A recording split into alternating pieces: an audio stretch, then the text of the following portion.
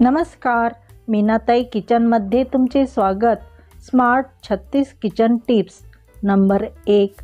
कोणत्याही भाजीची ग्रेव्ही करताना तिखट पावडर सोबतच बेडगे मिरचीचे तिखटही टाकावेत, म्हणजेच भाजीला कलर छान येतो. नंबर 2.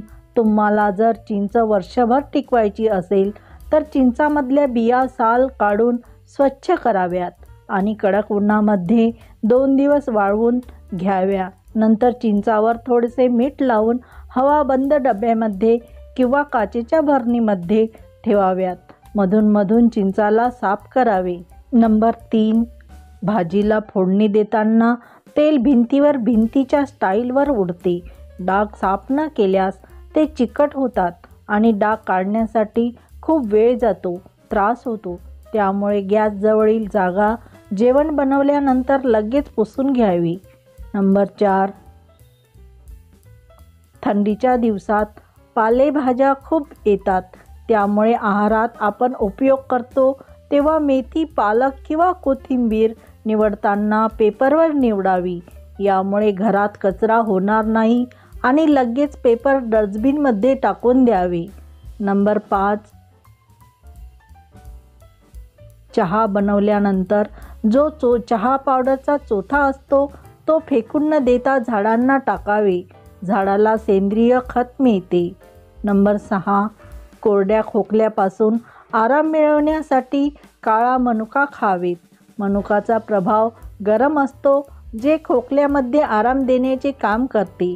यासाठी काळे मनुके रात्रभर पाण्यात भिजवून ठेवा आणि सकाळी त्याचे सेवन करा. नंबर 7. बाजारातून शेंगदाणे आणल्यावर उन्हात वाळवून घ्यावे. त्यानंतर शेंगदाण्यांना भाजून डब्यामध्ये ठेवावे.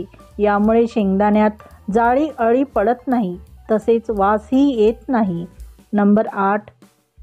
भाजी करत असताना वांग बटाट्याची फोडी लांबट कापाव्यात. आचारी पद्धतीने भाजी अधिकच चविष्ट होते. नंबर 9. आहारात पांढऱ्या मिठाच्या ऐवजी सैंधव मिठाचा वापर करावा. तसेच मीठ कमी प्रमाणात खावे. त्यामुळे 90% आजार शरीरापासून दूर राहतात. नंबर 10. गोड पदार्थ सतत खात राहिल्यामुळे शरीरात चरबी आणि लठ्ठपणा वाढतो. त्यामुळे गोड पदार्थ प्रमाणात खावे. नंबर 11. जर तुम्हाला काळा चहा प्यावासा वाटला तर त्यामध्ये गवती चहा, वेलची आणि आलं कुटून घालावे. चहाचा स्वाद वाढतो. नंबर 12. झटपट कुरकुरीत बटाटा चिप्स बनवण्यासाठी बटाट्याचे पातळ काप करून घ्यावे व बर्फाच्या पाण्यात थोडा वेळ ठेवावे आणि गरम तेलावर चिप्स तळून घ्यावे. अगदी मार्केटसारखे चिप्स कुरकुरीत होतात. नंबर 13. बद्धकोष्ठतेचा त्रास असल्यास काळी द्राक्षे खावीत. पोट साफ होण्यास मदत होते. नंबर 14.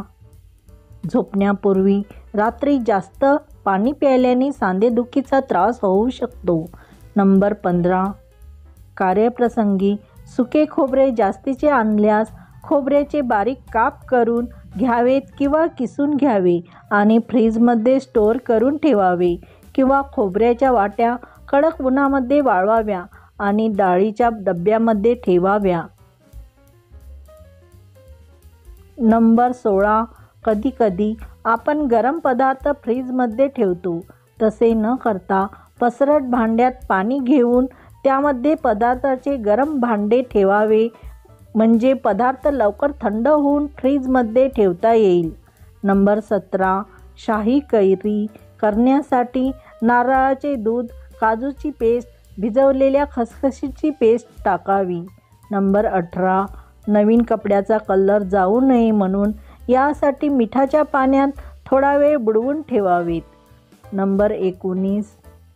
मासिक पाळी दरम्यान महिलांनी साधे जेवण तसेच कोमट पाणी प्यावे. नंबर 20. तुम्ही शारीरिक व मानसिकदृष्ट्या निरोगी राहण्यासाठी किमान झोप 7 ते 8 तास दररोज घ्यावी. नंबर 21. कपडे कडक उन्हात वाळवल्यास कपड्याची चमक व रंग जातो. त्यामुळे कोवळ्या उन्हात किंवा सावलीत वाळवावेत. नंबर 22. हिवाळ्यात सिलेंडरमधील गॅस गोठतो, त्यामुळे सिलेंडरला काही वेळ उन्हात ठेवल्यास गोठलेला वायू सामान्य स्वरूपात येतो. नंबर 23. बासुंदीचे दूध आटवताना पातेल्याच्या तळाशी छोटी वाटी किंवा छोटा चम्मच दुधाच्या पातेल्यात ठेवावे, त्यामुळे दूध तळाला लागत नाही. नंबर 24. भाजीची ग्रेव्ही करताना तेलात आधी हळद टाकल्यास तेलाचे शिंतोडे उडत नाही. नंबर 25. तुम्ही उसळ किंवा सलादवर लिंबू रस टाकून खाऊ शकता. लिंबूमध्ये व्हिटॅमिन सी भरपूर प्रमाणात असते. नंबर 26. थंडीमध्ये मुलांच्या छातीमध्ये कफ पकडला असेल तर दुधात केशर मिक्स करून प्यायला द्यावे. नंबर 27. हिवाळ्यात रोज लहान मुलांना तिळाच्या तेलाने मसाज केल्याने निरोगी राहतात. नंबर 28.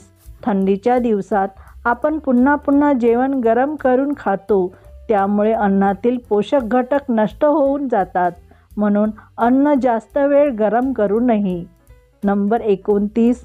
आठवडाभर भाज्या निरोगी आणि ताज्या ठेवण्यासाठी पाण्यात लिंबाचा रस मिक्स करून संपूर्ण भाज्या स्वच्छ धुवून टाकाव्यात. 30.